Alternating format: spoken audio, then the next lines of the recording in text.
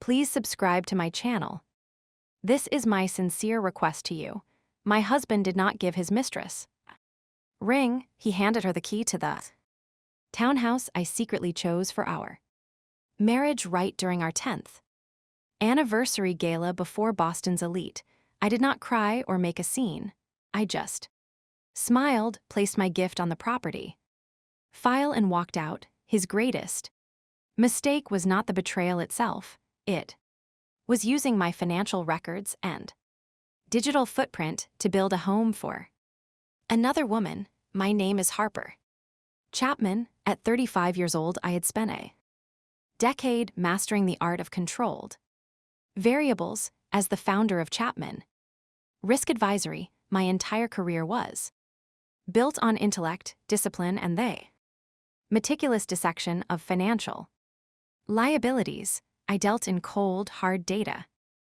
My husband, Grant Whitmore, dealt in illusions. Tonight was supposed to be the convergence of our two worlds, a grand gala in Boston's Seaport District to celebrate our 10-year wedding anniversary. The ballroom was a masterpiece of corporate elegance and old money whispers. Florida ceiling glass overlook the dark churning waters of the harbor, while inside, hundreds of floating candles cast a warm, deceptive glow over the city's elite investors, venture capitalists, high society, friends, and both sides of our families filled the room. Waiters in pristine white jackets circled with trays of vintage champagne.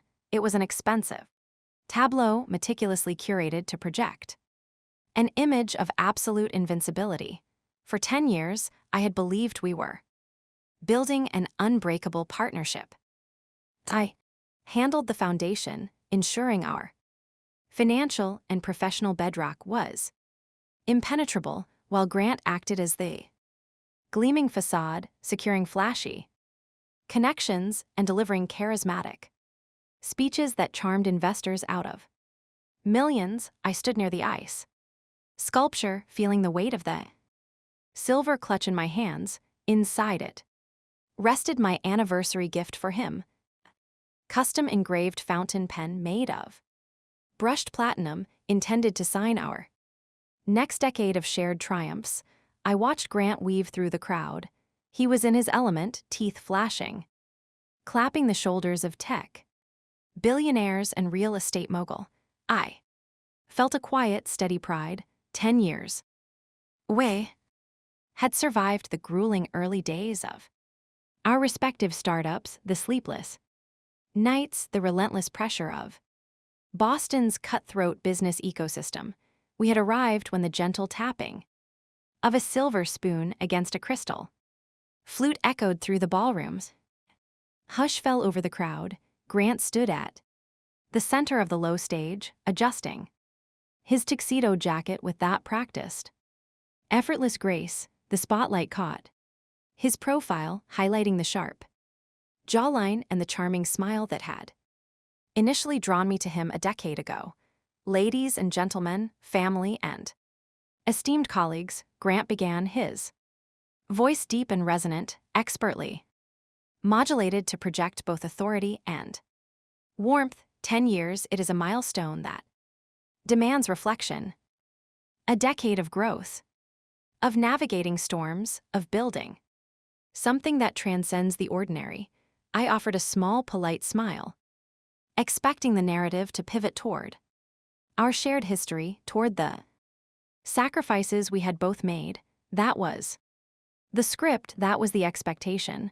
But Grant paused. His gaze drifted past me, sliding over my head toward a cluster of tables near the front. When I look back at the past 12 months, Grant continued, the warmth in his voice taking on a strangely intimate timbre.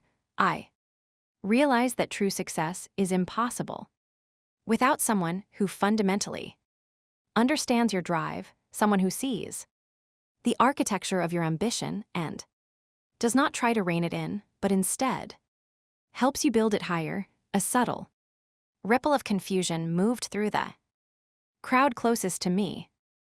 Wives glanced at Their husbands, a senior partner at a white shoe law firm, tilted his head, his brow furrowing slightly. Grant's tone had shifted. It was no longer the sweeping, inclusive cadence of a husband giving an anniversary toast. It was a targeted, deeply personal declaration. Over the last year, my company faced unprecedented challenges and undertook massive expansions. Grant said, his eyes now locked onto a specific chair, and through it all, there was one person who anchored my vision, one person who understood me best, a person who believed in my ultimate potential. When no one else dared to, he extended a hand toward the front row. Paige, please. Come up here. The silence that descended upon the ballroom was not sudden. It was a slow, suffocating frost. I stood completely still. Paige Holloway, 29 years old, Grant's director of partnerships. She stood up from her seat, smoothing down the emerald silk of her designer gown. Her cheeks were flushed, her eyes wide with a perfectly rehearsed mixture of surprise and adoration. I watched her walk toward the stage, the rhythmic clicking of her stiletto sounding like a metronome, ticking down the final seconds of my marriage. Every eye in the room darted between the stage and the shadowy corner where I stood. The investors, the board members, the society gossip, they all felt the drop in barometric pressure. This was not a tribute to a wife. This was an execution. Paige stepped up beside Grant. He placed a hand on the small of her back, a gesture so possessive and intimate, it made the air in the room feel heavy and toxic. He motioned to his assistant, who quickly stepped out from the wings carrying a long, polished mahogany box. Some milestones require more than words, Grant announced, his voice echoing off the glass walls. They require a foundation, a space to cultivate the next chapter. Paige, for your unwavering loyalty, your brilliant mind, and for being the catalyst for my greatest achievements, I want to present you with a symbol of our new future. Grant opened the wooden box. Oh, nestled inside bed of black velvet was an antique brass key, heavy and ornate, resting beside thick leather-bound folio. My breath stopped, but my face remained an impassive mask. I recognized the embossed logo on the folio. I recognized the shape of that key. It was the Beacon Hill townhouse, the historic ivy-draped brownstone with the wrought iron balconies, and the hidden courtyard, the exact property I had secretly toured 3 weeks ago, quietly negotiating with the broker to secure it as the ultimate anniversary surprise for my husband. It was not a coincidence. It was a deliberate, calculated theft of my intention before the entire assembly of Boston's financial and social elite. Grant lifted the folio, the keys to the Beacon Hill property, a new headquarters for our joint ventures, and a home for the incredible vision we are going to build together. The silence was absolute. No one breathed. The sheer audacity of the public humiliation paralyzed the room. Then a sharp, rhythmic sound shattered the quiet. Clapping, I looked toward the front row. Ella Whitmore, Grant's mother, sat perfectly straight in her beaded silver dress. She was clapping, a smug, deeply satisfied smile stretched across her powdered face. She nodded encouragingly at Paige. Elaine had known. She had likely helped orchestrate this very moment, relishing the opportunity to replace the cold, calculating daughter-in-law with a younger, more malleable understudy. A hot flash of adrenaline surged through my veins, but years of crisis management kicked in. Instantly, the primitive urge to scream, to throw my champagne glass, to storm the stage and tear the emerald silk from Paige's shoulders was buried under a glacier of pure crystalline logic. If I reacted with hysteria, I would become the crazy spurned wife. I would give them the dramatic climax they had engineered. I refused to be participant in their theater. I unclasped my silver clutch. I withdrew the platinum fountain pen. It's cool metal grounding me in the present reality. I stepped out of the shadows. The crowd parted for me instinctively, stepping back as if I were radioactive. The murmur of whispered shock died in my wake. I walked with measured, deliberate steps toward the stage. I did not rush. I kept my shoulders back, my chin level, my expression completely unreadable. Grant saw me approaching, and for a fraction of a second, the charismatic facade slipped. A flicker of genuine panic crossed his eyes. He had expected me to flee in tears or erupt in a rage that he could easily dismiss as unhinged. He had not prepared for absolute silent control. I ascended the 3 low steps to the stage. Pay shrank back slightly, her hand instinctively clutching the mahogany box. I ignored her entirely. She was a symptom, not the disease. I stopped in front of Grant. I did not speak a single word. I simply looked at him. I looked past the tailored tuxedo and the charming smile, staring directly into the shallow, hollow core of the man I had spent a decade building up. I held his gaze until he was forced to look away, a microscopic concession of defeat. With slow, deliberate precision, I reached out. I bypassed the antique key and gently placed the engraved platinum fountain pen directly on top of the Beacon Hill property folio. The heavy metal made a dull final thud against the leather. I gave him one last look, a silent promise of absolute destruction, turned on my heel and walked away. I descended the stage and walked straight down the center aisle of the ballroom. I did not look at the investors. I did not look at Ella Whitmore, whose clapping had abruptly ceased. I just kept walking, my footsteps echoing against the marble floor, loud and steady in the deathly quiet room. I pushed through the heavy brass handles of the venue's main exit. The cold Atlantic wind hit my face the moment the thick glass doors sealed shut behind me, muting the world I had just left behind.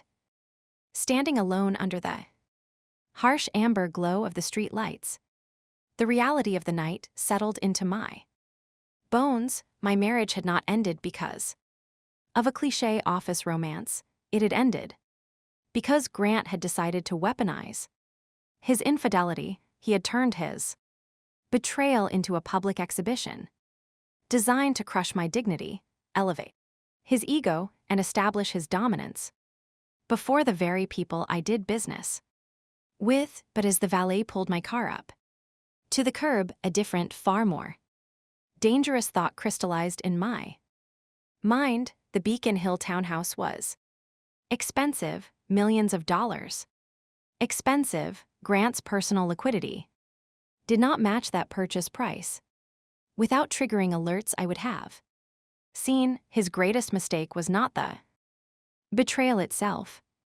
It was using my financial records, my professional credibility, and my digital footprint to build a home for another woman, and I was going to tear it all down to the studs. The leather seat of the town car was freezing against my bare shoulders. My phone illuminated the dark cabin, vibrating relentlessly in the cup holder. The caller ID flashed the same name 5 times in a row: Elaine Whitmore. When I did not answer, the voicemails began to populate, one after another. I connected the device to the car's Bluetooth system, tapping the screen to play the audio, not out of masochism, but out of forensic curiosity. Elaine's voice filled the quiet space, dripping with aristocratic condescension. Harper, you are behaving like a petulant child. Grant is attempting to secure a massive partnership and you are throwing a tantrum over a piece of real estate. You have exactly 15 minutes to tell your driver to turn around, walk back into that ballroom, and apologize to him and Paige for your utterly classless display. Do not ruin this family's evening because you do not know how to handle high society dynamics. She left 3 more messages in the span of 10 minutes, escalating from passive aggressive disappointment to outright threats regarding my professional reputation. I did not shed a single tear. I did not feel the familiar sting of a daughter-in-law desperately trying to be enough. Instead, I tapped the export button. I stored every audio file in an encrypted date-stamped folder on my secure cloud drive and marked it as Exhibit A. A decade in risk management had taught me that arrogant people almost always trap themselves with their own words. They document their own malice because they are too confident to believe they will ever face consequences. Elaine was confirming that the entire spectacle was premeditated, and her complicity was now a matter of digital record. The moment the driver pulled up to our estate, I bypassed the grand foyer and walked straight into my private office. I did not bother to take off my gown or unpin my hair. The heavy silk pulled around the wheels of my leather chair as I woke up. My multi-monitor worked. The adrenaline was a cold, sharp current humming beneath my skin.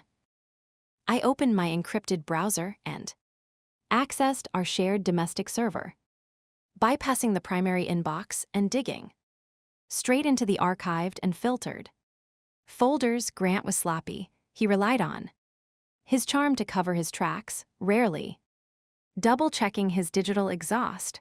It took me less than 12 minutes to find what I was looking for. Caught in a secondary spam filter was an automated notification from a boutique private lending firm based in Manhattan. The subject line read, "Bridge loan approval. Documents ready for signature." I downloaded the attached packet. It was 140 pages long. I scrolled past the cover sheet, past the property for the Beacon Hill townhouse, straight to the financial annex. What I saw made the air in my lungs turn to ice. It was not just Grant's name on the application.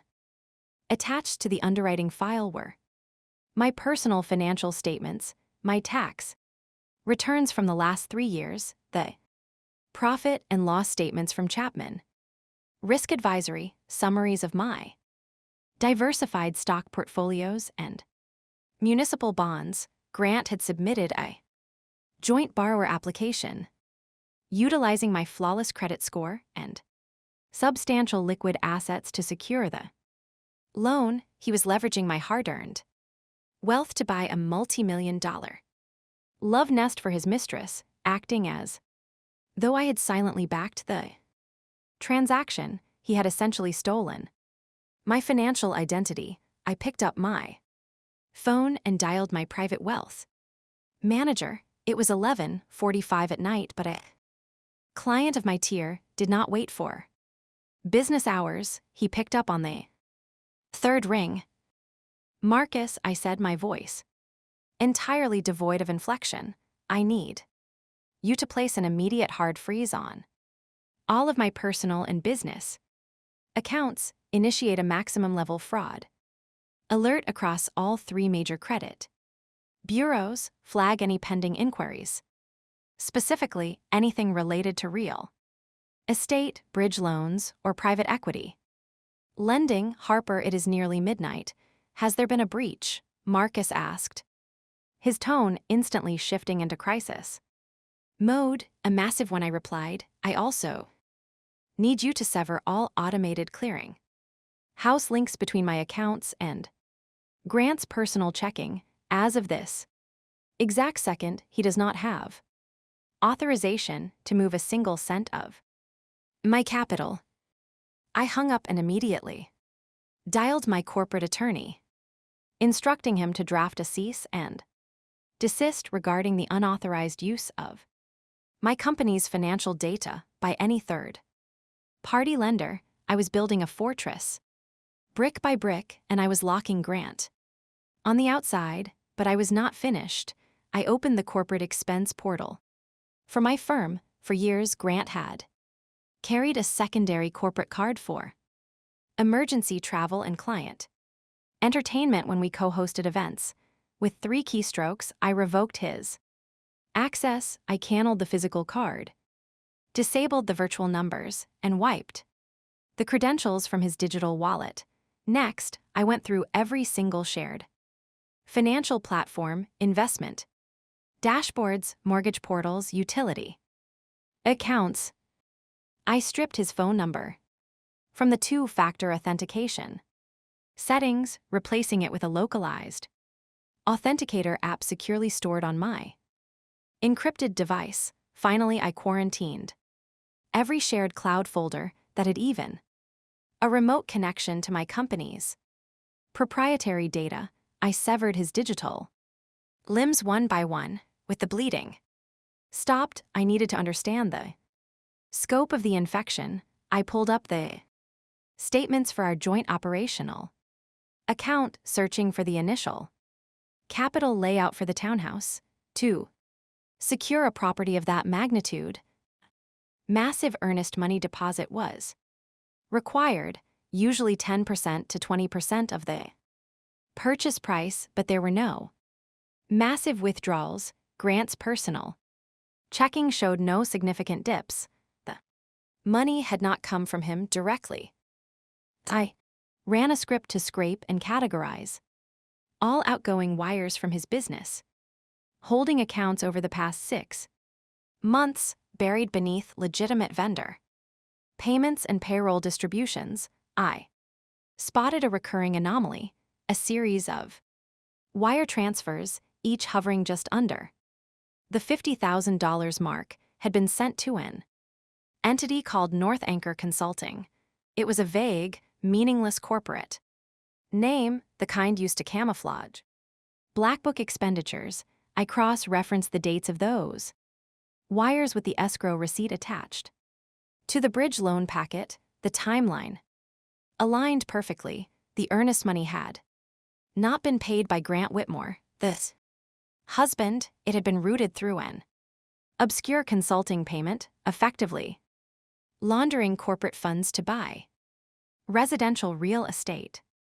A terrifying clarity washed over me. This was not a simple affair. This was financial sabotage. To confirm my theory, I accessed the administrative dashboard of our home's enterprise-grade firewall and router system. If Grant was moving money and forging loan applications, he was doing it when I was not watching.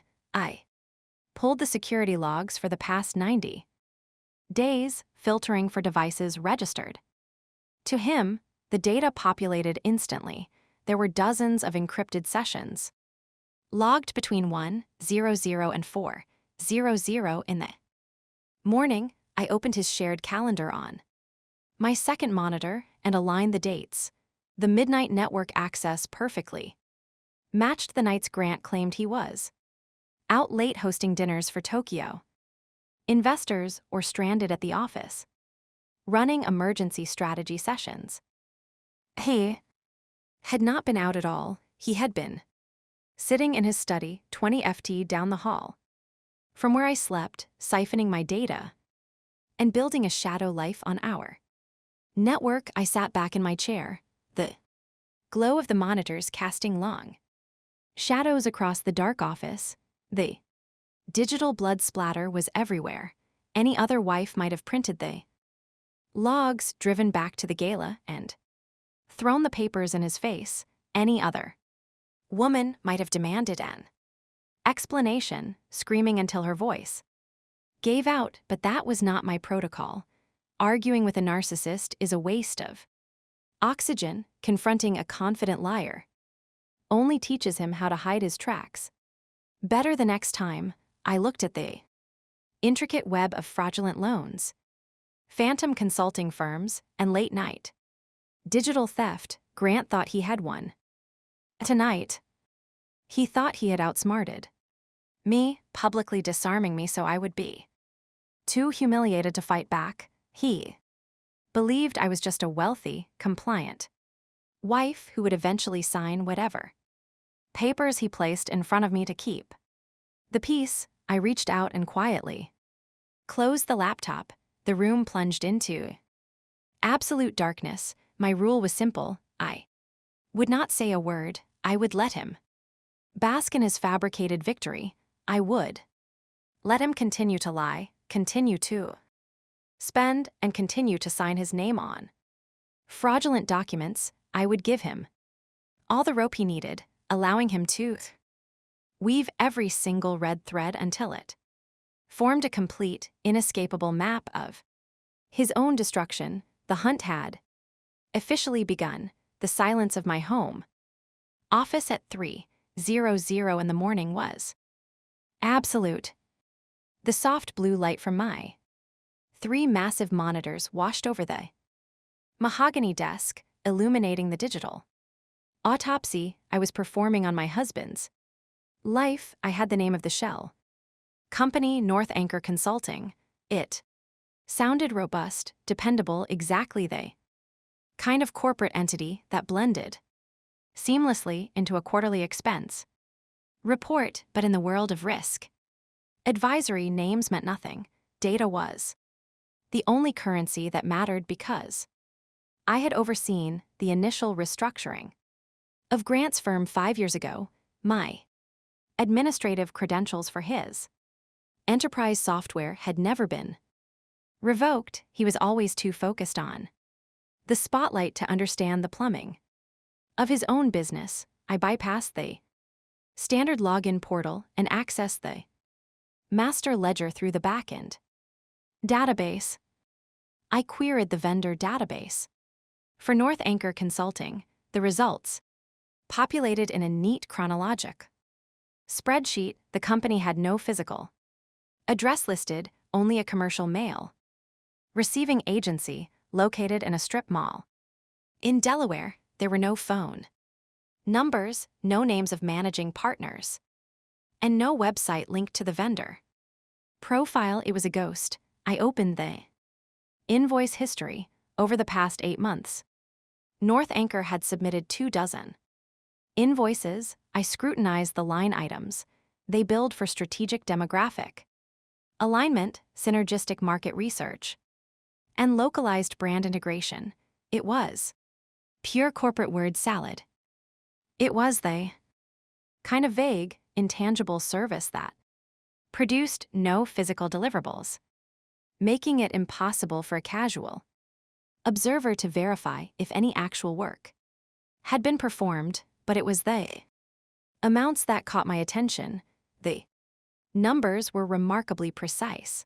$49,500, $49,800, $49,950. Every single invoice hovered just inches below the $50,000 mark. I felt a cold smile touch the corners of my mouth. I knew exactly why that number was significant. When I helped draft Grant's corporate bylaws, I instituted a strict financial control mechanism. Any vendor payment of $50,000 or more required an automatic flag and a secondary sign-off from the board of directors audit committee. By keeping the invoices just under that threshold, the payments stayed within Grant's discretionary approval limit. It was a classic structuring technique designed to siphon capital slowly and steadily without ever triggering the mandatory internal alarms. I dug deeper into the metadata of the ledger entries. Every financial system records exactly who inputs a request and who authorizes it. I clicked on the digital footprint for the very first North Anchor invoice, the alphanumeric employee identification code attached to the data entry belonged to the director Of partnerships page, she was the one, generating the fake invoices and pushing them into the system, and the digital signature that approved the payout, bypassing any secondary review, belonged to Grant. They were operating a closed loop. She requested the money, he approved it, and the corporate treasury blindly paid it out. I needed to know where the money went after it hit the Delaware shell company. I could not directly access North Anchor's bank accounts without a subpoena, but I could trace the downstream flow through adjacent vendors. I pulled the property records for the Beacon Hill townhouse and checked the municipal permit database. An active interior renovation permit had been filed 2 months ago by a boutique firm called Elevate Staging and Design. I cross-referenced Elevate's accounts with Grant's corporate ledger. There were no direct payments from his firm to the staging company, but when I hacked into the open-source directory of Elevate's public client portal, I found a matching project code.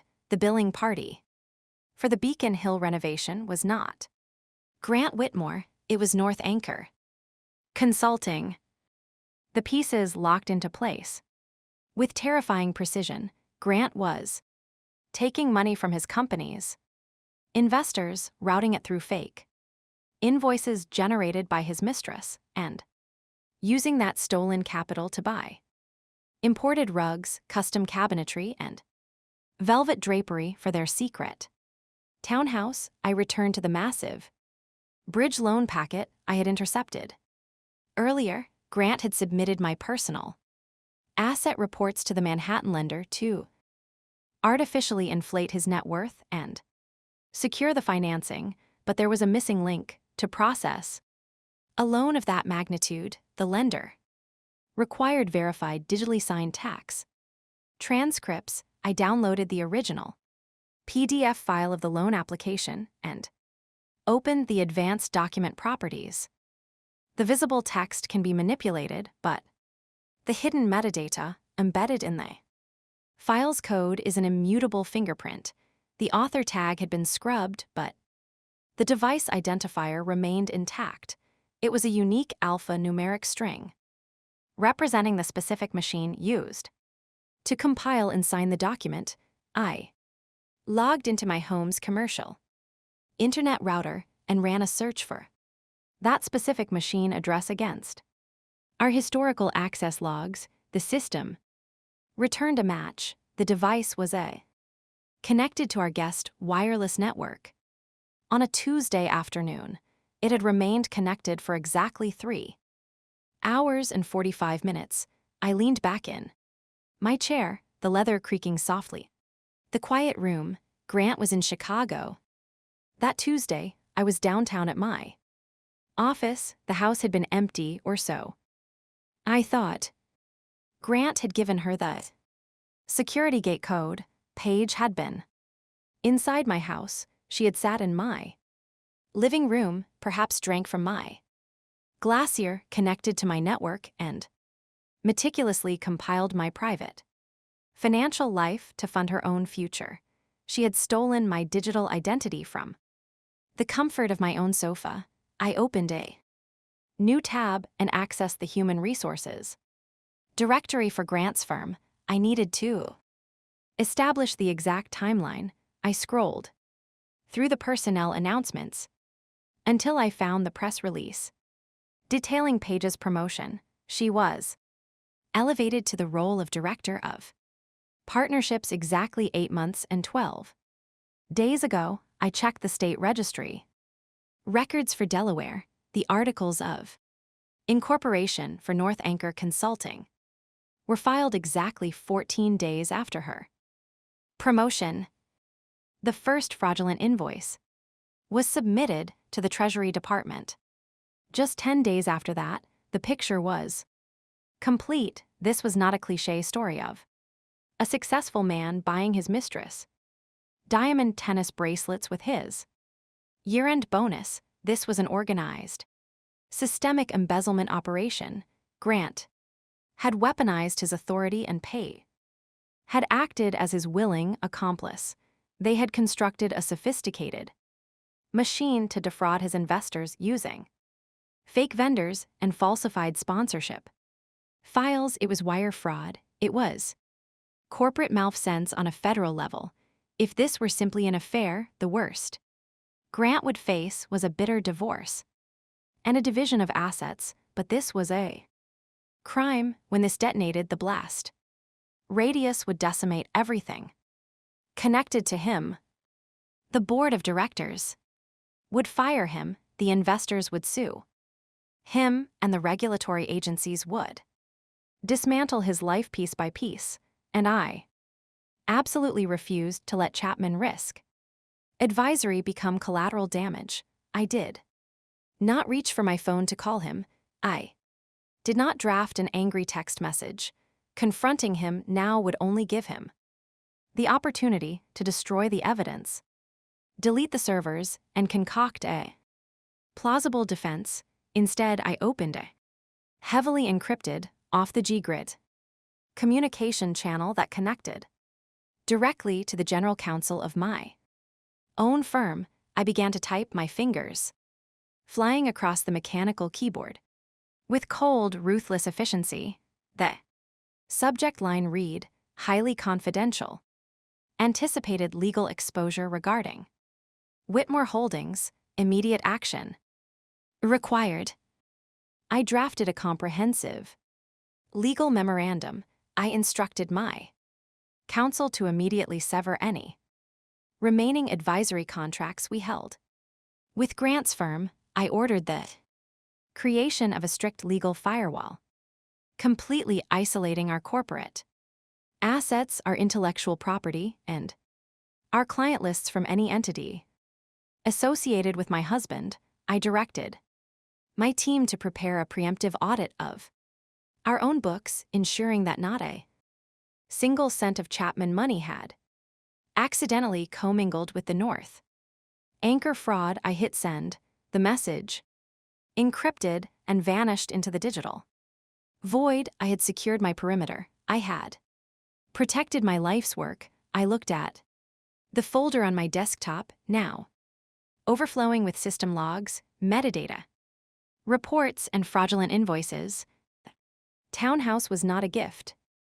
It was a crime scene, and I was the only one holding the evidence. The espresso machine hummed a low, steady baritone, the only sound in the cavernous white marble kitchen. It was exactly 8:15 in the morning. I sat at the center island, dressed in a tailored charcoal blazer and matching trousers, sipping black coffee. My posture was perfect. My pulse was a flat, resting 60 beats per minute.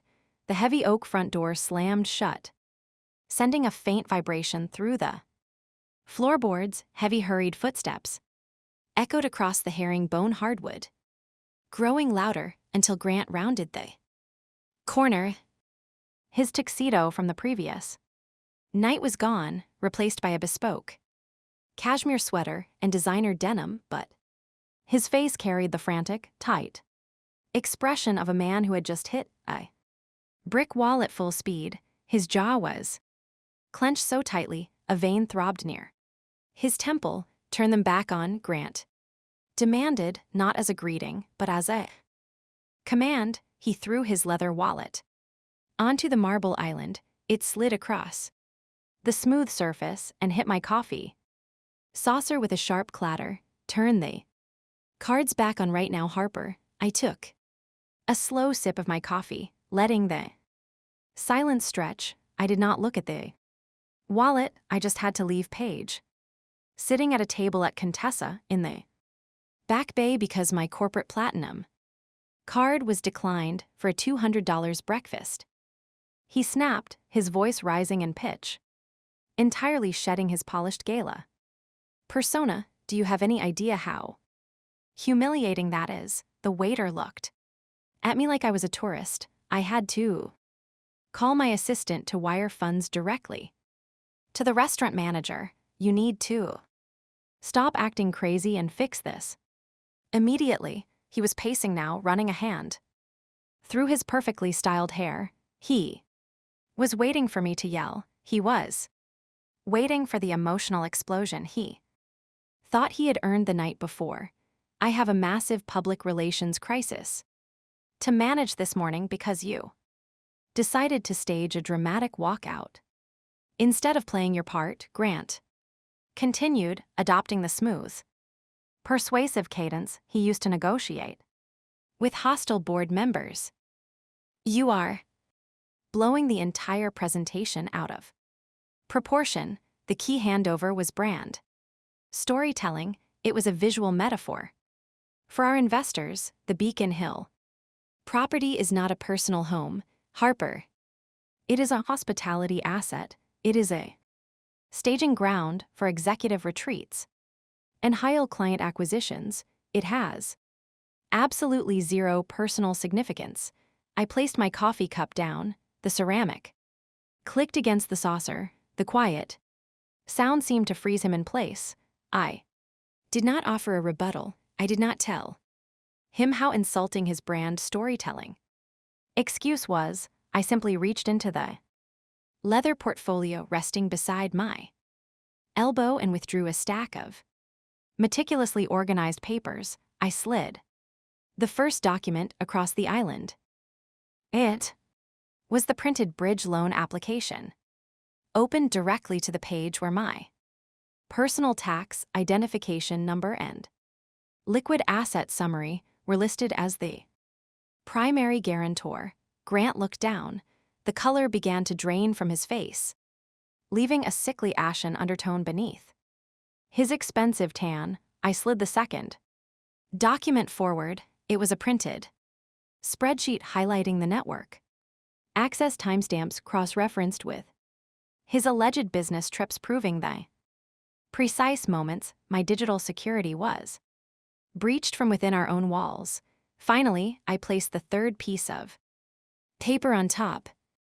It was the vendor reconciliation sheet, drawing a bold, undeniable line between his treasury payouts to the phantom consulting firm and the interior design invoices for the hospitality asset he had just lied about. Grant stared at the papers for exactly 4 seconds. The silver-tongued visionary was completely paralyzed. His mind was frantically trying to calculate how a woman who had walked out of a ballroom empty-handed at 10:00 at night had entirely deconstructed his shadow life by 8:00 the next morning. But a narcissist never surrenders. They simply change their angle of attack. Grant straightened his posture, puffing his chest out to reclaim his physical dominance in the room. He let out a condescending scoff, shaking his head as if he were dealing with a confused intern. You are looking at standard operating procedures and reading conspiracy into them, Grant said, his voice dropping into a patronizing register. You run a boutique risk firm, Harper. You do not understand how large-scale real estate development and Tier 1 venture financing actually work. Capital has to be fluid.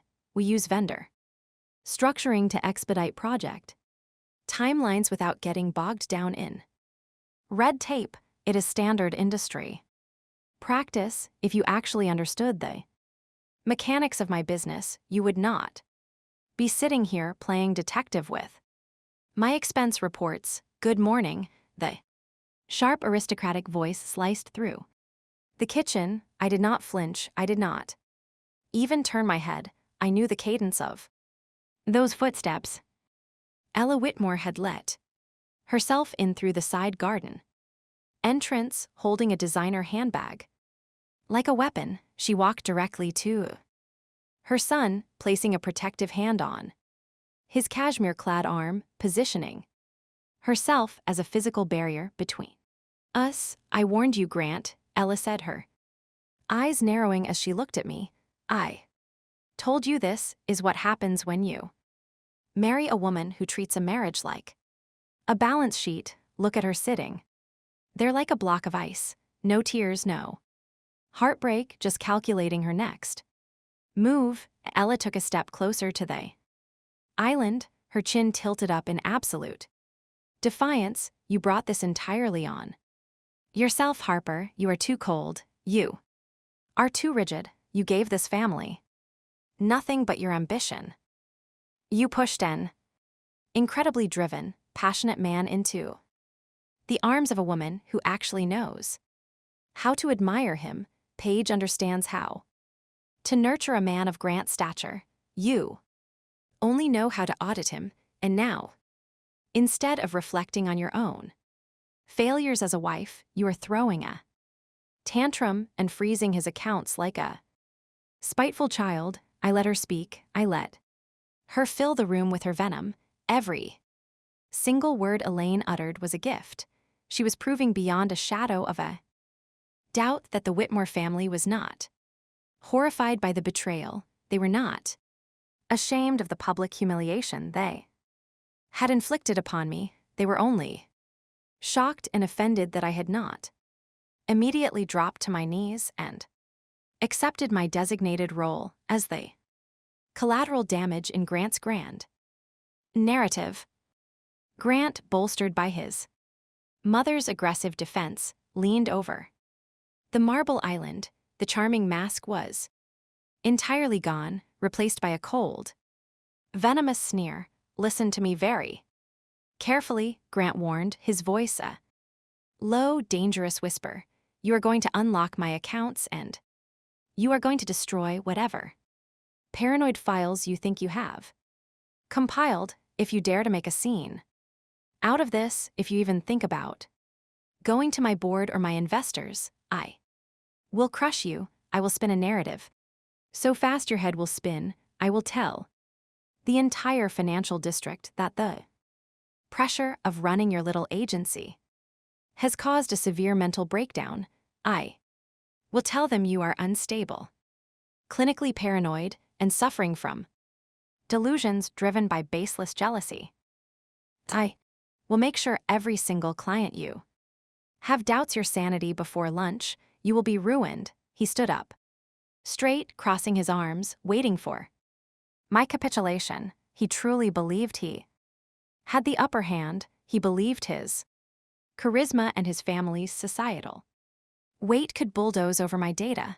I looked at Elaine, whose face was flushed with the thrill of the attack. Then I looked back at Grant. His eyes were wide with a frantic, desperate kind of power. I stood up. I did not rush. I smoothed microscopic crease from my trousers. I picked up my coffee cup, walked over to the stainless steel sink, and poured the remaining dark liquid down the drain. The soft splash was the only sound in the room. I turned to face him, leaning my hips lightly against the counter. I looked into the eyes of the man I had spent 10 years of my life with. There was no anger in my chest. There was no sorrow. There was only the absolute freezing vacuum of total clarity. You are not afraid of losing me, I said, my voice so quiet, so perfectly devoid of emotion that the sheer lack of it made the air in the kitchen feel thin and unbreathable. You are only afraid of losing the right to use me. I walked out of the kitchen, leaving the fraudulent loan application and the damning network log sitting on the marble island right next to his useless deactivated credit cards. Within 24 hours of our kitchen confrontation, the Whitmore family deployed their chosen weapon, high society character assassination. They could not fight me on a ledger, so they moved the battlefield to the country clubs, the charity boardrooms, and the private dining tables of Boston. Mason Whitmore, Grant's older brother and a junior partner at a mid-tier lobbying firm, became the designated mouthpiece for their aggressive public relations spin. My phone began vibrating by noon the next day. A sympathetic client, the wife of a major real estate developer, called to delicately inform me that Mason had spent his entire morning working the phones. He was contacting our mutual Acquaintances planting a highly calculated narrative, according to Mason. I was suffering from severe financial control issues. He spun a tragic tale of a husband trying to build an empire while chained to a wife who had snapped under the pressure of running her own agency. He claimed I was actively trying to destroy Grant's career out of a paranoid, baseless jealousy over a standard corporate hospitality asset. They were laying the precise groundwork to label me as the hysterical, unhinged spouse. It was a classic, deeply misogynistic playbook, designed to discredit my sanity before I could present my data, while Mason handled the old guard of the financial district. Paige managed the digital front, a former sorority sister of hers, who happened to work in my firm's compliance department, quietly forwarded me a screenshot of Paige's latest social media update. It was a perfectly filtered soft focus image of the antique brass key resting on a slab of imported marble. The caption was a masterclass in passive-aggressive provocation, unlocking new chapters and building empires with the visionary. It was a soft pastel-colored slap in the face, completely intentional and designed to bait me into a public emotional reaction that would validate Mason's rumors. I did not engage. I simply saved the high-resolution image, noted the exact timestamp, and added it to the master evidentiary dossier. Grant, meanwhile, was growing desperate. In the shadows, his charm offensive had failed, and the reality of his frozen liquidity was beginning to set in. That afternoon, my localized authenticator application lit up with 3 consecutive critical security warnings. Someone was attempting a brute force breach into the secure cloud storage network of Chapman Risk Advisory. I pulled up the live monitoring dashboard. From my desk, the incoming internet protocol address traced directly back to a luxury boutique hotel, exactly where Grant had booked a suite. After fleeing the house, he was aggressively trying to bypass the 2-factor authentication to retrieve legacy files he had seen me working on months prior. He needed leverage, or perhaps he needed clean templates to cover whatever sloppy paperwork he had filed with his Delaware shell company. He failed to realize that his login attempts did not just lock him out, they generated a pristine timestamped audit trail of unauthorized corporate espionage. The digital net was tightening, but I needed absolute confirmation on the mechanics of his forgery. At exactly 2:00 in the afternoon, my direct line rang.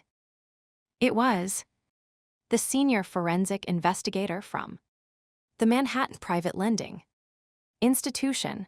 I had legally compelled their fraud division to examine the origination files of the bridge loan.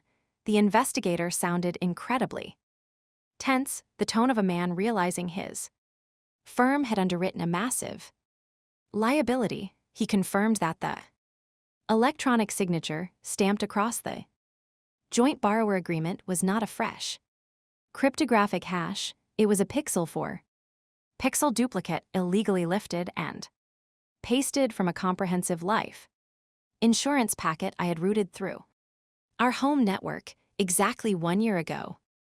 Grant had literally cropped my signature from a document meant to protect his life in the event of a tragedy and pasted it onto a document designed to ruin mine. 10 minutes after I disconnected with the bank, a second, much quieter call came through. The caller identification was blocked, but I recognized the nervous, rapid cadence. Immediately, it was one of the associate brokers on the Beacon Hill transaction.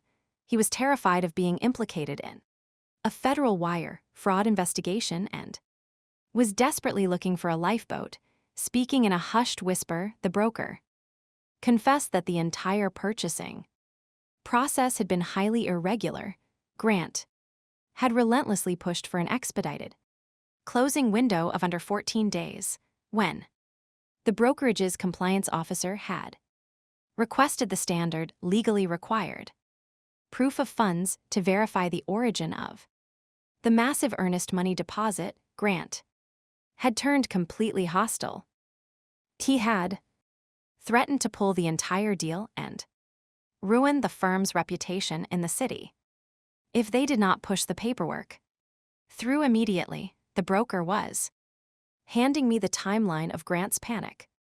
On a silver platter, I had enough raw data to bury my husband, but raw data requires a scalpel to be lethal, not a sledgehammer. I left my office and drove in silence to the financial district to retain Nora Bell.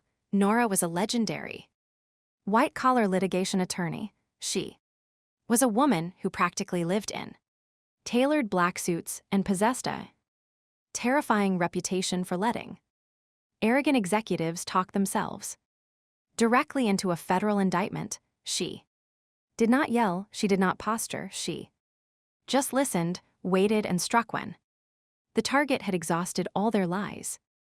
I sat across from her heavy mahogany desk and slid the encrypted solid-state drive across the polished wood.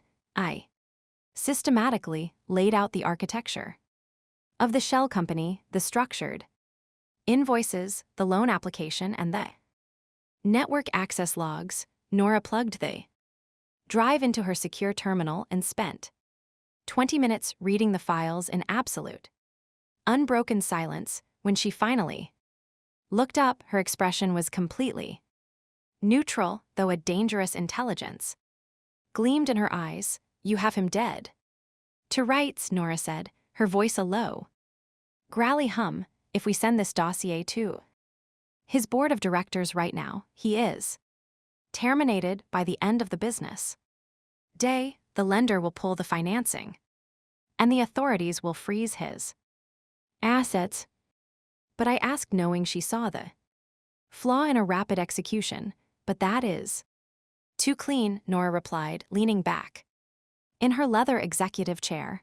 "If you strike now while he is cornered in a hotel room, he will claim temporary insanity. He will blame the mistress. He will tell his board he was under extreme personal duress, that it was a temporary commingling of funds, and that he intended to pay every cent back. He will leverage his family's connections to settle quietly." She steepled her fingers, her gaze locking onto mine.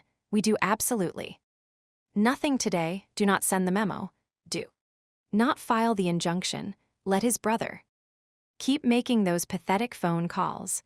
Let the girl keep posting her little pictures. We let them proceed. Men like your husband do not lose because they lack intelligence.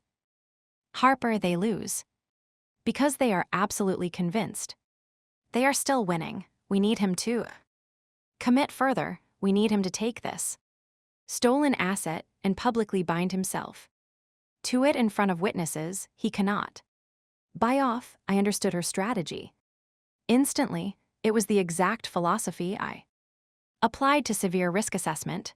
You do not interrupt an adversary when they are making a fatal mistake. You let the hazard mature until its containment becomes a mathematical impossibility. I agreed to her terms, signed the retainer agreement, and returned to my secure office. The waiting game was the hardest part of the equation, but patience is simply cold anger channeled into supreme discipline. My patience paid off exactly 48 hours later. I was monitoring the quarantined inbox I had set up to catch any residual traffic from Grant's locked out accounts. A notification popped up on my secondary monitor. It was a calendar invitation accidentally forwarded by a junior administrative assistant who was still using an old synchronized distribution list that Grant had forgotten to purge. I opened the email. It was an internal, highly Exclusive invitation, drafted by Grant. Himself, he was organizing a private invitation-only cocktail preview event at the Beacon Hill townhouse for the upcoming weekend. The guest list was attached. It included his most critical venture capital partners, high net worth donors, and key stakeholders from his firm. He was framing it as an intimate, exclusive look at his visionary new hospitality asset. Before its official launch, I stared at the screen, a chilling sense of absolute finality washing over me. He was not just hiding the stolen money in the walls of that house. He was about to host a party inside it. He was planning to serve expensive champagne to the very people whose funds he had embezzled to buy the imported floorboards they would be standing on. He was about to push himself completely over the edge, walking right into the center of the trap, and I was going to make sure the door locked permanently behind him. The sky above the Boston harbor turned a bruised metallic purple by 7:00 on Friday evening. I remained at the head of the conference table in my glass-walled office, the city lights reflecting off the polished mahogany. I was not plotting a scene, I was running a surveillance operation 3 miles away. Tucked into the cobblestone incline of Beacon Hill, my husband was turning a crime scene into a social debut.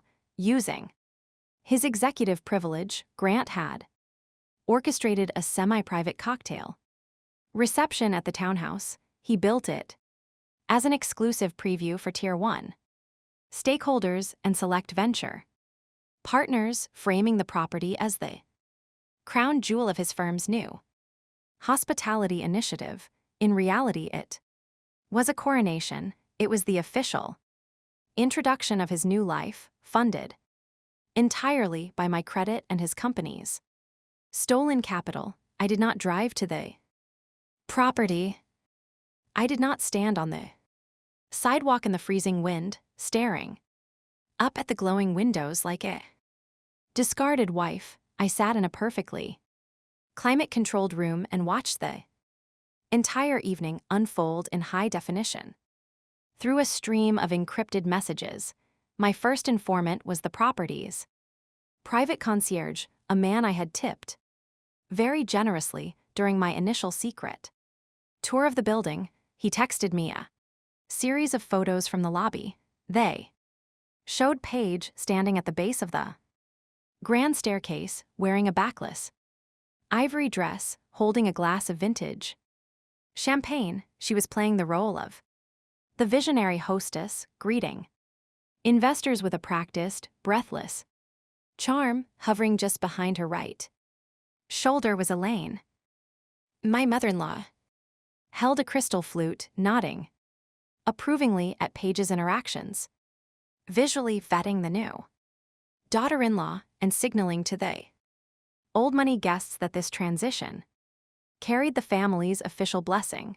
My second stream of intelligence came from 2 minority partners at Grant's firm. They were men who respected the ruthless efficiency of Chapman Risk Advisory and felt deeply uncomfortable being forced into a domestic theater production masquerading as a corporate mixer. They discreetly recorded short video clips from the corners of the living room, sending them directly to my secure number.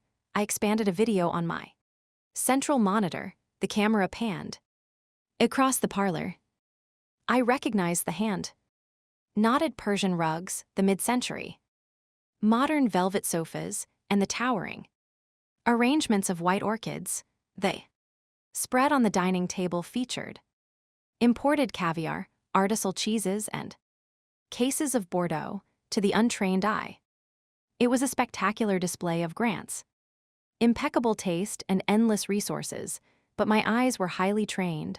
I cross-referenced the visual data with the vendor spreadsheets I had pulled from the treasury system. The boutique catering service pouring the wine, the florist who arranged the orchids, and the luxury staging company that supplied the velvet sofas all shared a common denominator. Every single one of those vendors had been funneled through the North Anchor Consulting Shell account.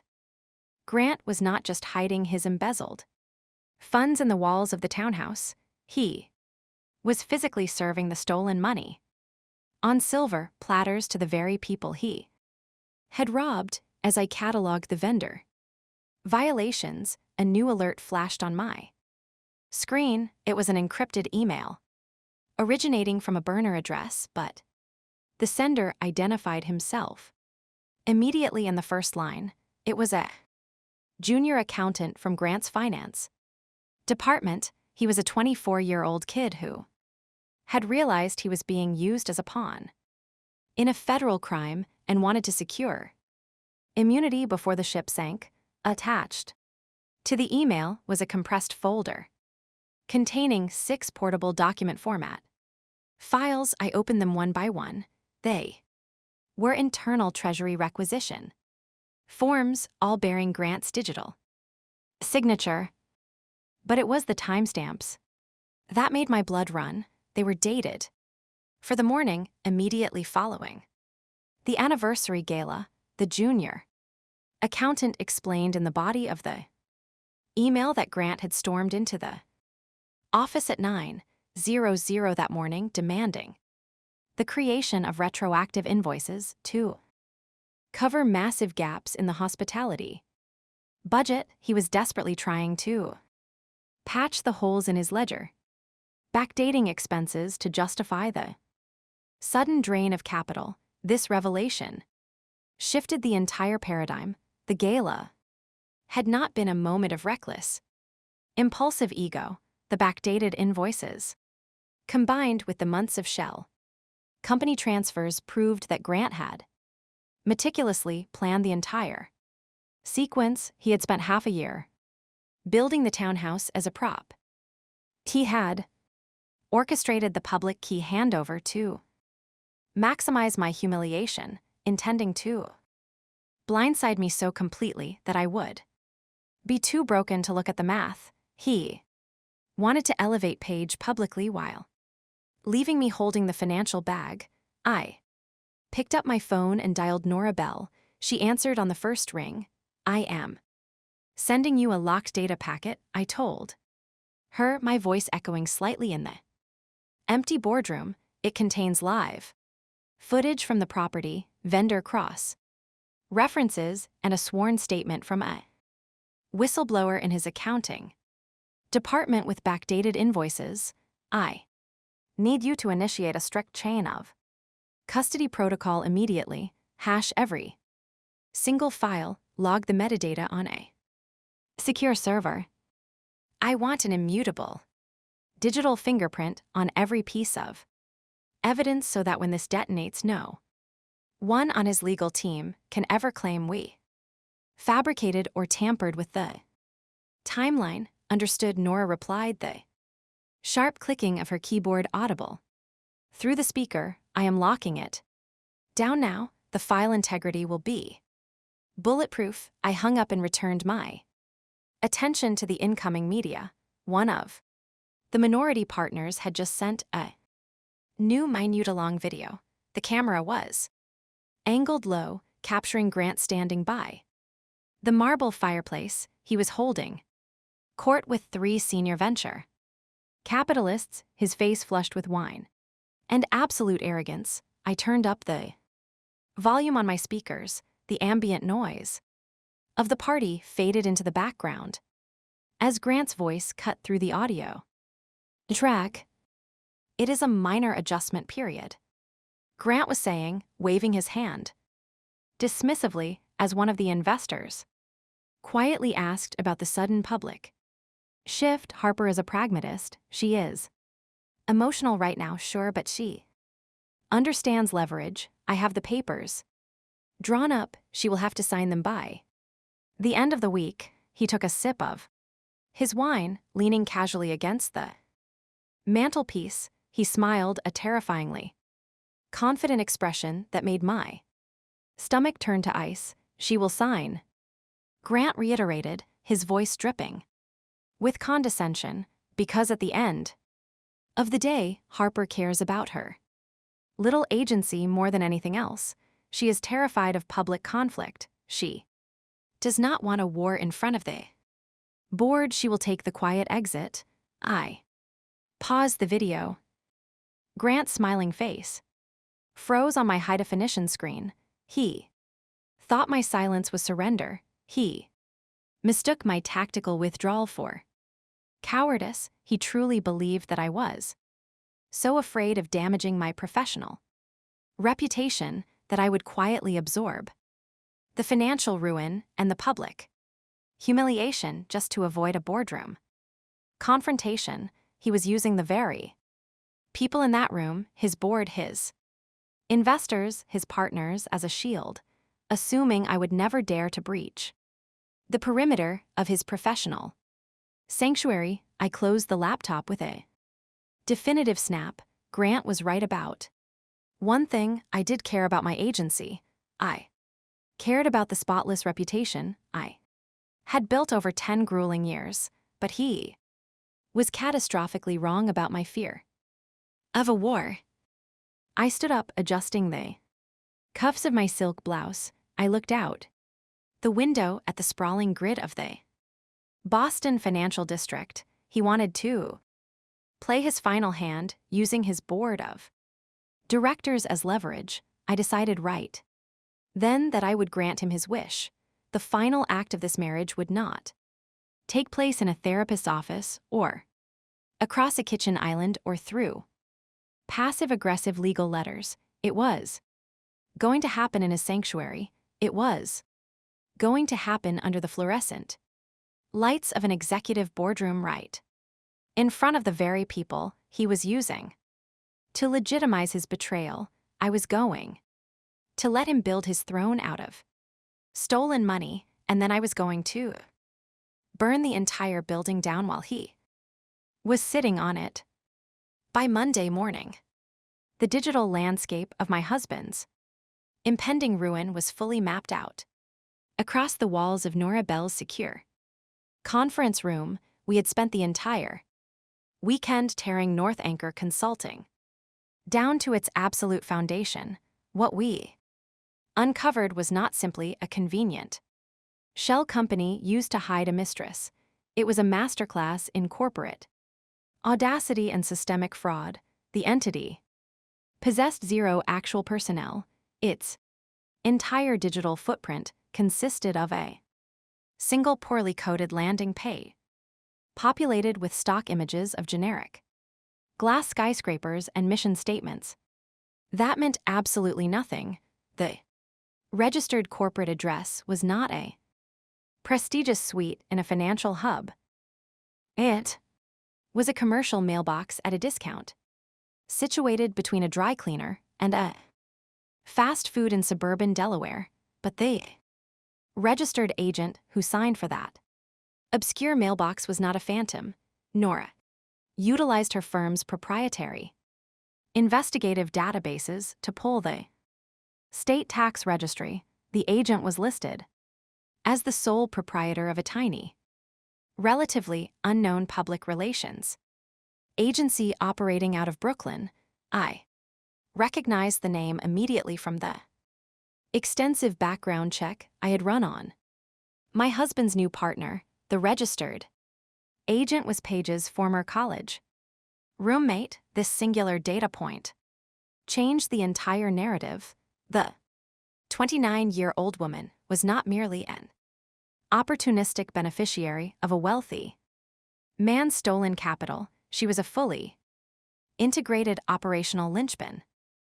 She had personally sourced the proxy, established the untraceable mailing address, and actively facilitated the laundering of corporate funds. I pulled up the itemized invoices that Paige had systematically submitted to the Treasury Department over the last 8 months.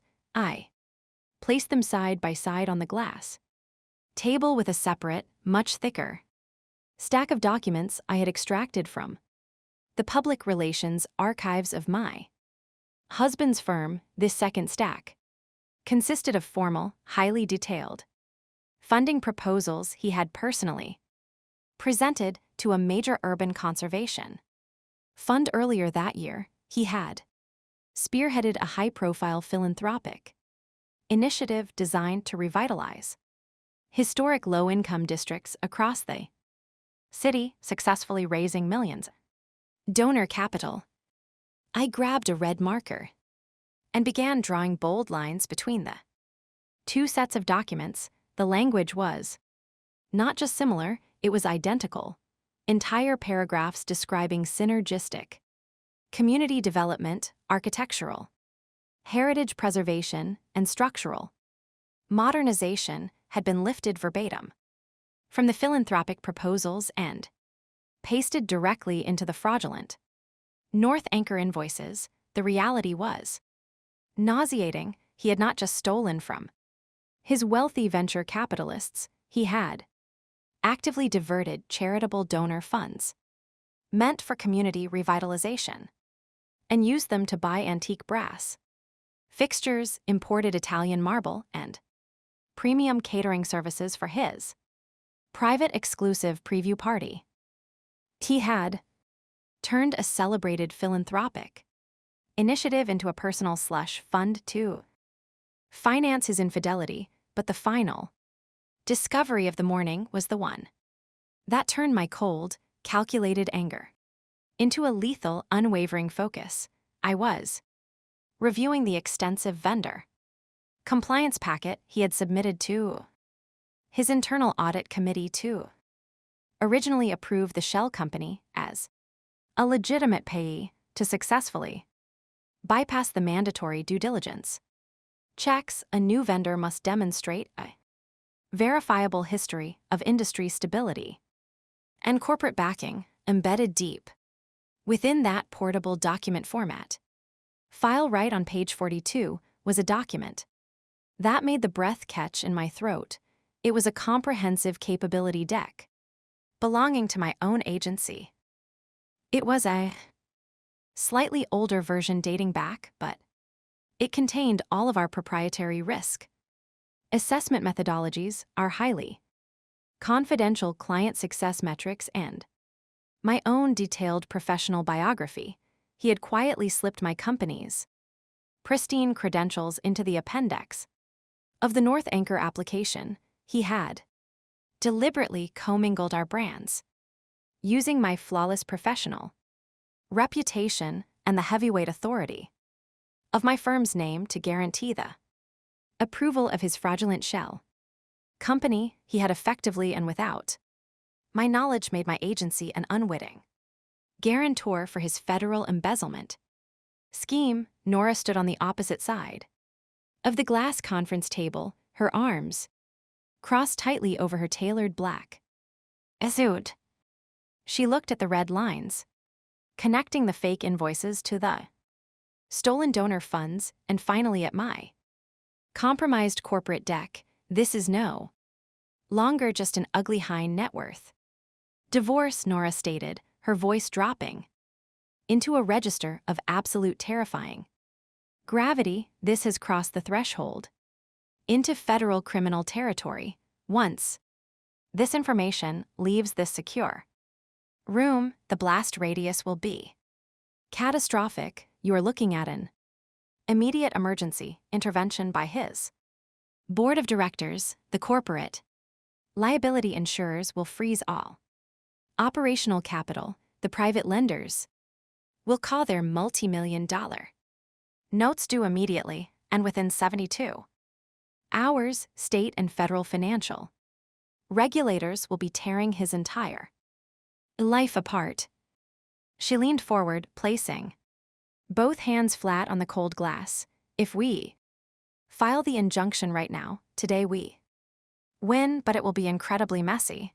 He will scramble. He will hire a crisis team, destroy the physical servers, and point the finger squarely at the girl. He will claim he was manipulated. No, I replied, my voice perfectly steady. My eyes locked onto the logo of my company. That he had dared to exploit, we do not. File today, if we release the data right.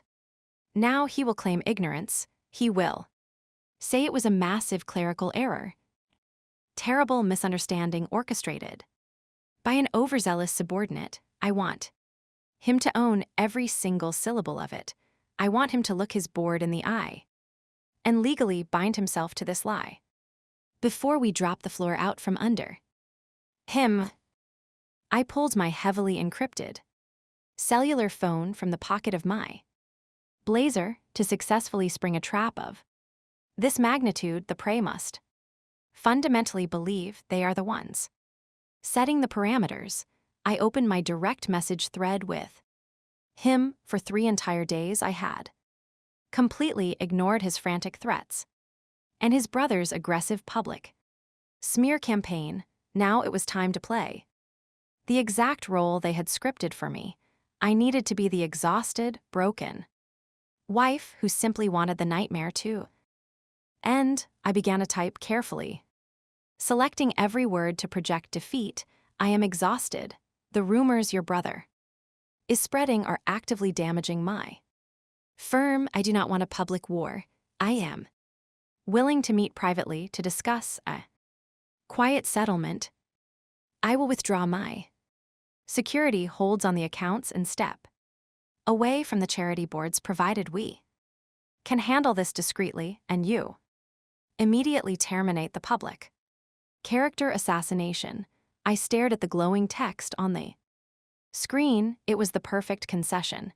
It offered him absolutely everything his monstrous ego demanded: total victory, my silent, humiliating retreat, and the uninterrupted continuation of his glorious new life. I pressed send. Response took exactly 4 minutes. A man like him could never resist an opportunity to gloat, but more importantly, his extreme arrogance completely blinded him to the basic laws of leverage. He did not want a quiet settlement in a neutral location. He wanted a total crushing submission. He wanted to strip away my remaining armor and force me to surrender on his territory, surrounded by his power. His reply materialized on my screen, brief and dictatorial. A private meeting is no longer on the table. You made this public when you threw your tantrum and walked out of the gala. We will finalize the settlement tomorrow at 10:00 in the morning. You will come to the executive boardroom at my firm. I will have my team draft the separation agreements. Do not be late. I read the message twice, a slow, icy satisfaction spreading through my chest.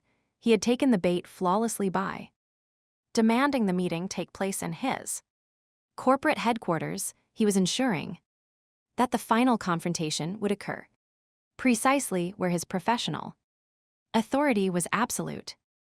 He fully intended to surround himself with his loyal enablers, using the intimidating architecture of the boardroom to force my hand and make me sign away my rights from a position of profound weakness. Well, Nora asked, watching the subtle, dangerous shift in my expression. I turned the phone around, sliding it across the glass table so she could read the screen herself. He wants to do it tomorrow morning, I said, retrieving the device and slipping it back into my pocket. Right inside his executive boardroom, Nora read the message, her eyes scanning the text, before she let out a low, dark chuckle that echoed in the quiet room. He is actively building his own gallows. Exactly, I replied methodically, gathering my files and sliding them into my structured leather portfolio. He desperately wants an audience to witness my final surrender, so we are going to give him the absolute biggest audience he has ever had. The elevator ascended smoothly to the 52nd floor of the corporate tower, my ears popping softly. As the cabin pressurized, the executive Boardroom was situated at the very apex of the building, a sprawling expanse of imported slate, brushed steel, and floor to ceiling glass that offered a dizzying panoramic view of the Boston Harbor. It was exactly the kind of architectural intimidation Grant favored. He loved to position himself with his back to the skyline, forcing whoever sat across from him to stare directly into the blinding glare of the morning sun, subconsciously feeling the sheer drop of the altitude. It was a spatial negotiation tactic designed to make the opposing party feel small, ungrounded, and entirely at his mercy. I stepped through the heavy double doors at exactly 10:00 in the morning. The room was deathly quiet, insulated against the howling wind outside. I did not wear the armored structured power suits I typically reserved for hostile takeovers. I chose a minimalist dark slate gray suit with no jewelry, my hair pulled back simply, my face stripped of its usual sharp makeup. Tucked under my arm was a single, impossibly thin black leather folio. To the untrained eye, I looked exactly like a woman who had spent the last 3 days crying herself to sleep, drained of all fight, arriving only to sign her own surrender. That was precisely the illusion they needed to see. Grant sat at the absolute center of the massive mahogany table, flanked by his chosen audience. He had not come alone to finalize what should have been a private marital separation. He had brought his brother Mason, his mother, Elaine, and Paige. They were arranged around him like a royal court, forming a unified physical barrier of arrogance. He had assembled them under the guise of acting as witnesses to my voluntary concession, but the true purpose was glaringly obvious. This was designed to be a second public execution. He wanted his family to watch me break. I pulled out the chair directly opposite him and sat down, placing my thin folio gently on the polished wood. Paige shifted in her seat to my right. She was dressed in a pristine white cashmere dress, radiating the aggressive innocence of a woman who fully believed she had won the grand prize. Without saying a word, she reached into her designer handbag, withdrew the heavy antique brass key to the Beacon Hill property, and placed it directly on the center of the table. The metal made a sharp, deliberate clink against the mahogany. It was a territorial marker, a silent, mocking reminder that she possessed the physical symbol of my humiliation. Grant leaned forward, steepling his fingers. His charismatic smile was completely absent, replaced by the cold, authoritative mask of a chief executive terminating an underperforming employee. He slid a thick stapled packet of legal documents across the expanse of the table. It stopped mere inches from my folded hands. I am glad you finally saw reason, Harper, Grant began, his voice echoing loudly in the cavernous space. This does not need to be a war. The agreement in front of you is incredibly generous, considering your erratic behavior over the past few days, but it requires your absolute and immediate compliance. I looked down at the cover page, but did not reach out to touch the paper. Outline the terms for me, I said, my voice barely above a whisper, perfectly calibrated to sound hollow. Grant nodded, taking my quiet tone as a definitive sign of submission. First, an airtight perpetual non-disclosure agreement. You will not discuss our marriage, my firm, or my partnerships with anyone. Second, you will sign a total waiver relinquishing any and all financial or legal claims to the Beacon Hill property. Third, you will step down from your positions on the 3 philanthropic boards we co-chair, effective immediately. He paused, letting the weight of the demands settle. Over the table, and finally Grant continued, his eyes locking onto mine. With a cruel, satisfied gleam, my public relations team has drafted a brief statement for you to release to the press by noon today. It is a formal apology to our investors and guests, attributing your departure at the gala to an unfortunate emotional outburst caused by the extreme stress of managing your boutique agency. You will take full responsibility for the disruption. It was a breathtakingly audacious document. He was not just asking for a divorce, he was demanding the complete and total annihilation of my professional dignity. He wanted me to legally declare myself hysterical to protect his fraudulent empire. Mason Whitmore leaned heavily on the table, entering the conversation to play the role of the aggressive enforcer. You need to sign the paperwork right now. Harper, Mason barked, his face flushed with the thrill of the ambush. I have spent the last 48 hours doing damage control with the venture capital partners. If you do not sign this and walk away quietly, the narrative we have prepared goes nuclear. We will tell every single developer in the financial district that you are clinically unstable. We will say your jealousy drove you to sabotage a multi-million-dollar corporate initiative. By the time my lobbying firm is done planting the stories, your precious little risk advisory agency will lose every major client it has on the roster. Elaine Whitmore, sitting perfectly upright, her tailored tweed jacket, let out a soft, aristocratic sigh, as if she were profoundly bored by my presence. She adjusted a pearl earring and offered me a smile dripping with maternal venom. It is truly for the best, Harper.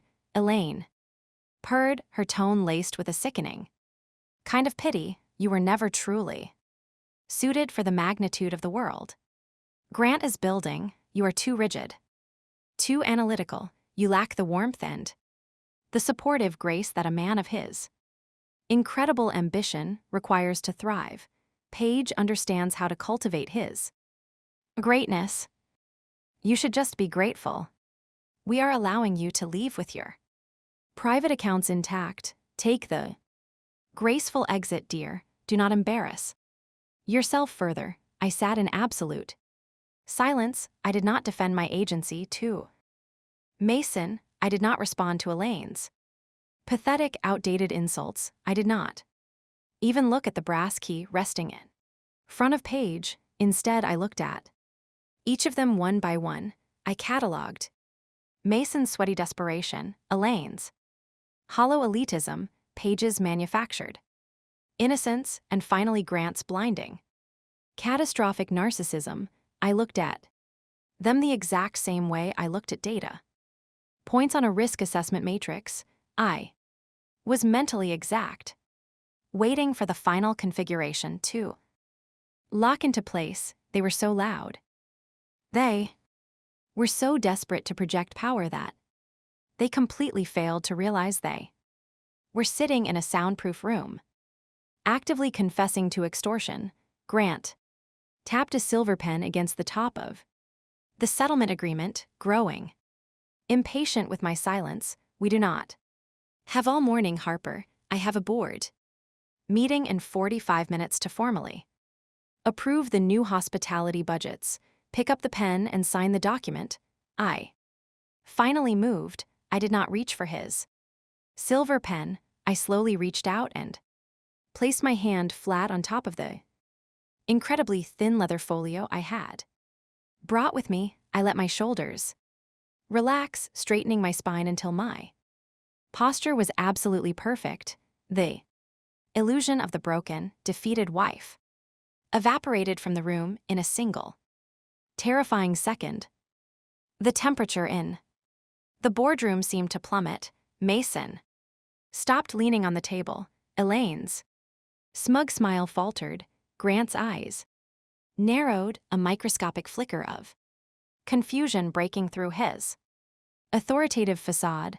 I looked directly into Grant's eyes, my expression a mask of pure, absolute zero. Before I touched this agreement, I said, my voice no longer a hollow whisper, but a sharp, resonant blade cutting cleanly through the heavy air of the executive suite.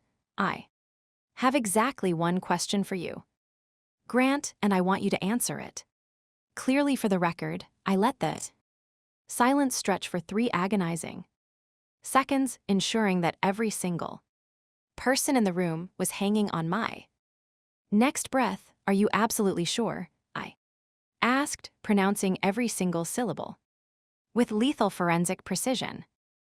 That you want to repeat right here in front of all these witnesses that the Beacon Hill townhouse, the associated vendors, and the entire cash flow funding this new chapter of yours are entirely 100% illegal? Grant did not even flinch. The sheer magnitude of his hubris provided him with an impenetrable armor against reality. He leaned back in his plush leather executive chair, a condescending smirk playing on his lips, treating my question like the desperate, pathetic grasping of a defeated woman who was completely out of her depths. Every single dollar is accounted for, Grant stated, his voice ringing with absolute, unshakable certainty. Every vendor is fully compliant with our corporate treasury protocols. The acquisition of the hospitality asset was executed perfectly within the legal frameworks of this firm. You are simply trying to weaponize your bruised ego and spin a narrative of financial conspiracy. Because you cannot accept the reality of our separation, everything is entirely legal. Paige leaned closer to him. Emboldened by his unwavering confidence, she adjusted the cuffs of her pristine white dress and offered me a look of practiced patronizing sympathy. I merely executed my professional duties as the director of partnerships, Paige chimed in, her voice dripping with artificial sweetness. The property acquisition was a mature strategic business decision for the new chapter of the firm. I facilitated the vendor contracts precisely as instructed. It has absolutely nothing to do with whatever dirty money fantasies you're inventing to cope with your heartbreak. Mason let out a harsh barking laugh that echoed loudly off the glass walls. Stop stalling and sign the paper, Harper, he sneered, rapping his knuckles aggressively against the mahogany table. You are embarrassing yourself. I have spent the last 48 hours doing damage control and my patience is gone. Just sign the settlement and keep whatever tiny shred of dignity you have left before we destroy it entirely. At the far end of the table, Elaine sat perfectly rigid, her chin tilted upward, her hands folded neatly in her lap. Essie looked exactly like an ancient monarch, preparing to oversee the final bloody abdication of a rival queen, waiting eagerly for the ink to dry on my total surrender. I did not break eye contact with my husband. Slowly, I reached into the pocket of my blazer and withdrew my cellular phone. I did not attempt to conceal my actions. I placed the device squarely in the center of the table, right next to his ridiculous settlement agreement. With a deliberate, measured tap of my index finger, I activated the voice recording application. The screen illuminated the faces around me with a harsh clinical glow, a small red circle pulsing steadily on the digital display. Let us be absolutely precise. Then I said, my voice completely stripped of emotion, dropping into a tone of chilling forensic neutrality. Since you are so confident in your legal frameworks, I invite you to confirm one specific detail for the record. State right now in front of your mother, your brother, and your partner that this Electronic signature applied to the private bridge loan application used to secure the property was submitted with my full explicit consent.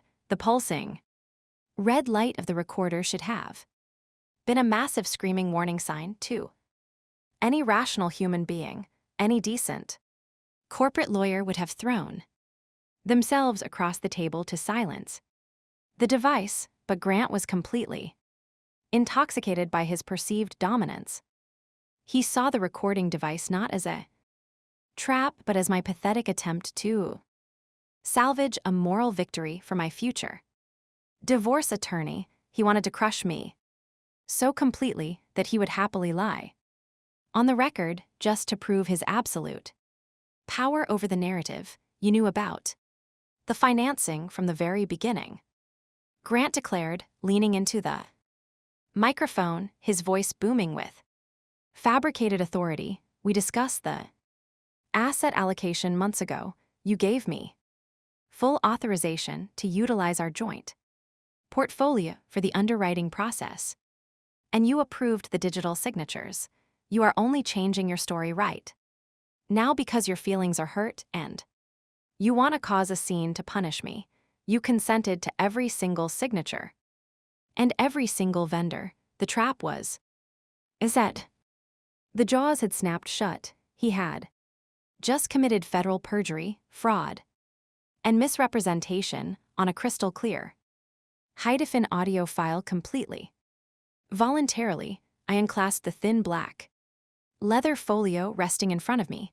I did not pull out a counter settlement. I did not pull out a tearful letter of apology. I extracted exactly 2 pieces of paper. The first was the printed access log from the property concierge, detailing the exact times and dates Page and Grant had entered the building under the guise of fake vendor meetings, proving their physical presence during the timeline of the fraud. The second was a single highly condensed timeline sheet mapping the exact flow of cash from the charitable donor funds through the shell company straight into the staging and renovation accounts.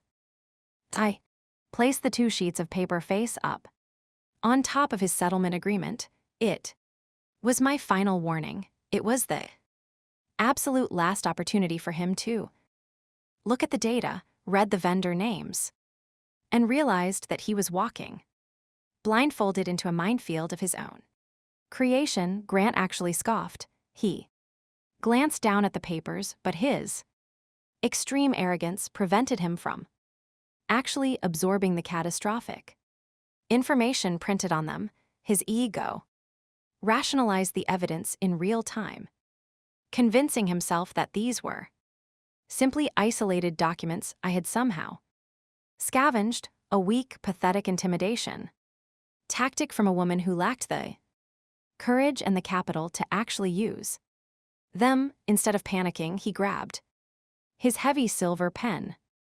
He flipped to the final addendum page of his settlement document, which formally ratified all of his verbal statements, confirmed the legality of the asset acquisition, and bound him to his own lies. He slashed his signature aggressively across the bottom line. He pushed the thick packet back toward me, the black ink still gleaming wet under the harsh boardroom lights. Your turn, Grant commanded, leaning back in his chair with a triumphant, victorious exhale, crossing his arms over his chest. I looked at his fresh signature. I looked at the pulsing red light of the recording application.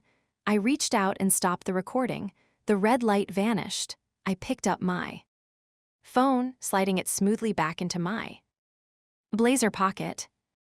I gave him a very slight, almost imperceptible nod, as if I had finally extracted the exact concession I had come for all along. Good, I said, my voice dropping to a terrifyingly quiet, razor-sharp whisper that seemed to suck all the remaining oxygen out of the massive room. I just needed you to lie one more time in writing. Grant's triumphant smile faltered for a fraction of a second. Mason opened his mouth to deliver another insult, but the words never materialized before Grant could process the absolute finality of my statement, before Paige could gloat about her brass key, and before Elaine could let out another condescending sigh. A deafening sound shattered the quiet tension of the room. The heavy double doors of the executive boardroom did not open with the soft, apologetic click of an administrative assistant bringing a fresh pot of coffee. They swung open with a massive echoing crash, hitting the rubber stoppers on the glass wall with the violent force of a battering ram. The manufactured silence in the room evaporated instantly. Grant snapped his head toward the entrance, the arrogant smirk melting completely off his face, replaced by a pale mask of sudden confusion. Paige gasped out loud, her hands instinctively clutching the edge of the mahogany table. 4 people stepped over the threshold, moving in a synchronized, unrelenting formation of absolute corporate destruction. Leading the charge was Nora Bell. She wore her signature tailored black suit, carrying a massive steel-reinforced litigation briefcase that looked heavy enough to crack the floorboards. Flanking her right side was Celeste Avery, the fiercely intimidating gay-haired chairwoman of the board of directors for Grant's firm. Celeste's face was locked in an expression of unadulterated lethal fury. To Nora's left stood the senior independent auditor from the city's most ruthless accounting firm, clutching a thick stack of forensic ledgers covered in red flags and bringing up the rear. His face a rigid mask of legal liability, was the lead fraud investigator, representing the massive insurance conglomerate that backed the urban conservation project. They did not pause, they did not wait for an invitation to enter the sanctuary. They marched straight toward the mahogany table, bringing the full crushing weight of reality down upon the architect of my ruined marriage. Celeste Avery marched to the head of the mahogany table, completely ignoring the stunned expressions of my husband and his family. The chairwoman of the board did not sit down. She placed her hands flat on the polished wood and delivered the fatal blow. This is no longer a personal settlement negotiation, Celeste announced, her voice slicing through the heavy air of the executive suite like a guillotine. I'm officially convening an emergency disciplinary session of the board of directors. We have been presented with preliminary, undeniable evidence of vendor fraud, gross misrepresentation to private lenders, and the catastrophic misuse of philanthropic donor funds. Grant's face lost every drop of its color. He opened his mouth to deploy his usual charismatic defense, but Nora Bell did not give him the oxygen. She walked straight to the media console embedded in the wall. Within seconds, the massive high-definition screen behind Grant illuminated, casting a harsh blue glare over his shoulders. It displayed a terrifyingly clear, irrefutable cash flow diagram. Let us trace the capital, Nora stated, her growly voice commanding absolute attention. She picked up a laser pointer, guiding the room through the anatomy of the crime. She traced the flow of capital directly from the urban conservation project accounts to the North Anchor Consulting shell entity. From there, the red line splintered, bleeding out to luxury staging companies, elite event furnishings, premium catering, and finally settling directly onto the Beacon Hill property and the personal luxury expenses of Grant and his partner. The senior independent auditor stepped forward, slamming his thick red flagged ledger onto the table. He did not mince words, he laid out the digital forensics, he detailed exactly how the fraudulent invoices were generated, explicitly citing the Internet Protocol address of my home network. He exposed the highly illegal unauthorized integration of Chapman Risk Advisories proprietary corporate deck into the vendor approval packets. Furthermore, the auditor continued, glaring down at Grant, you utilized your wife's personal financial identity without any legal authorization to secure a multi-million-dollar private loan, artificially inflating your asset column to bypass underwriting scrutiny. The fraud investigator, representing the massive insurance conglomerate, was next. He stood with his arms crossed, his expression radiating absolute institutional hostility. The incident has already been escalated to our Federal Compliance Division, the investigator confirmed. We have officially warned the Manhattan lending institution regarding the fraudulent origin of your earnest money and the severe misrepresentation on your joint application. The closing on the Beacon Hill townhouse has been frozen.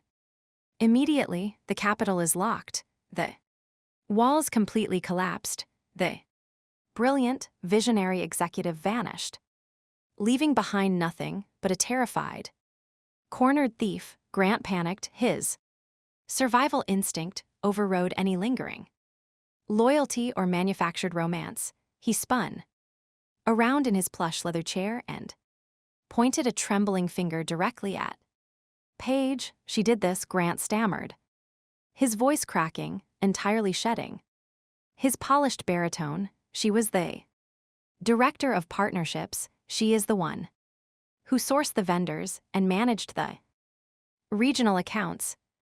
I just signed the administrative paperwork, she put in front of me. I had absolutely no idea the funds were being diverted. It was a breathtaking display of cowardice, but Nora Bell was a predator who loved watching her prey squirm. She smiled a cold, terrifying smile. Nora tapped her tablet, the crisp high-definition audio file of Grant proudly confessing his complete control over the finances.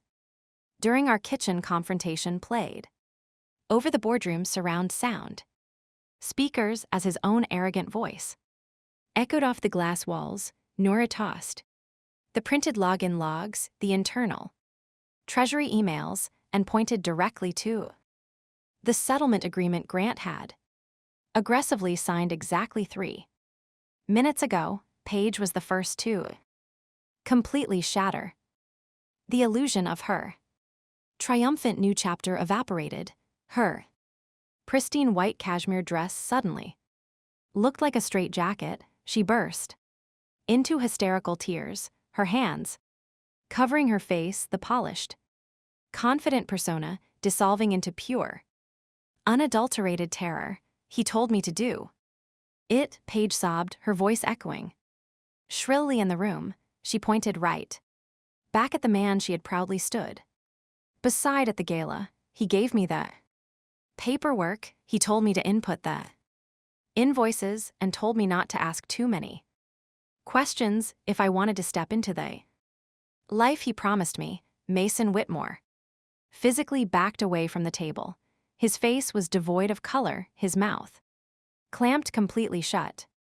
He realized with terrifying clarity that his aggressive lobbying firm would be thoroughly investigated and publicly tainted by association. Ella Whitmore was practically paralyzed in her chair. The smug aristocratic monarch was dead. She stared blankly ahead, completely silenced as she watched the undeniable, catastrophic destruction of the Whitmore legacy in Boston high society. Celeste Avery delivered the final sentence. Grant, you are suspended from this firm, effective immediately, Celeste declared, her tone leaving absolutely no room for negotiation. Place your corporate badge on the table. your access to all building facilities, treasury accounts, and digital networks has already been revoked. Page, you are placed on unpaid administrative leave, pending a full criminal investigation. Every single file in this room is being turned over to outside counsel and the appropriate federal authorities. Celeste looked down at the antique brass key, resting mockingly on the mahogany table. And that exclusive little preview party you hosted at the property this past weekend, that will serve as supplementary evidence of you utilizing a disputed fraudulently acquired asset for personal aggrandizement. 6 months passed. The fallout was absolute, surgical, and entirely public. Grant was completely unhireable. He was drowning under a mountain of civil lawsuits layered on top of a sprawling federal wire fraud investigation. Pate had entirely vanished from the corporate partnership circle, retreating quietly to whatever small town she originally came from. Her career permanently destroyed by her own ambition. Ella Whitmore was forced to quietly sell her prized coastal vacation home just to retain a competent white-collar defense attorney to keep her golden boy out of federal prison. As for me, my divorce was finalized with brutal efficiency. I completely preserved my company, protecting my flawless professional reputation and maintaining absolute control over my financial independence. It was a crisp Tuesday afternoon when I stood alone on the sidewalk of a quiet, tree-lined street in a different historic district. I reached into my wool coat pocket and pulled out a brand new set of keys. I walked up the pristine stone steps and unlocked the heavy oak door of a breathtaking multi-story townhouse. It was not the tainted property he had tried to turn into a weapon against me. This was a completely different home, one I had researched, negotiated, and purchased entirely on my own, registered legally and securely under Chapman House Limited Liability Company. I pushed the heavy door open and stepped into the quiet, sunlit foyer. The air was clean. The hardwood floors gleamed perfectly under the natural light. The silence was not heavy or oppressive. It was beautiful. As I closed the door behind me, locking the world outside, I finally understood the absolute truth. The most devastating revenge is not screaming at your enemies or destroying them so thoroughly that they beg for your forgiveness. The most beautiful, perfect revenge is simply forcing them to live out the rest of their ruined lives, knowing exactly what they lost, right at the exact moment they arrogantly believed they had nothing left to lose. Thank you so much for listening to my story today, and I would love to know where in the world you are listening from, so please leave a comment down below so we can connect and share our thoughts. If you enjoyed this, please subscribe to the Azad Revenge Stories channel, like this video, and support me further by hitting the hype button so this story can be heard by even more people. Thanks to all.